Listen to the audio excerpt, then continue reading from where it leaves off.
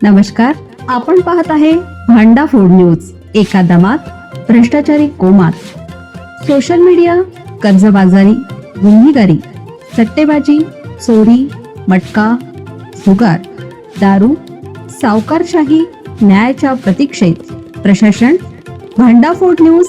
एका दमात भ्रष्टाचारी कोमात. कवटेसारमध्ये गुटखा निर्मितीचा अड्डा उद्ध्वस्त. शिरोळ तालुक्यातील कवटेसार येथे अन्न व औषध प्रशासन आणि पोलीस दलाने संयुक्त मोहीम राबवून गुटखा तयार करणारा कारखाना उद्ध्वस्त केला. येथील अडगुळे मळा परिसरातील एका शेडमध्ये गुटखा तयार करण्याचे यंत्र व मोठा कूलर जप्त करण्यात आला असून या कारवाईमुळे संपूर्ण तालुक्यात खळबळ उडाली आहे.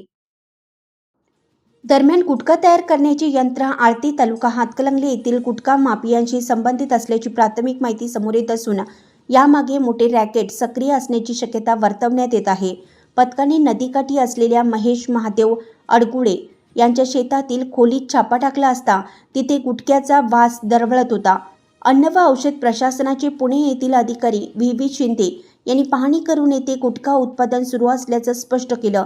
वारणा नदी काठावरील या मळ्याचे कनेक्शन शेजारील सांगली जिल्ह्याशी जोडले गेल्याची चर्चा आहे. या कारवाईत सांगली विभागाचे निलेश मसारे, अन्न सुरक्षा अधिकारी रमाकांत पाटील यांच्यासह जयसिंगपूर पोलीस ठाण्याचे जालंधर पाटील, जावेद आबेकरी, प्रवीण जाधव यांनी सहभाग घेतला. यावेळी पोलीस पाटील प्रशांत नेचकर उपस्थित होते.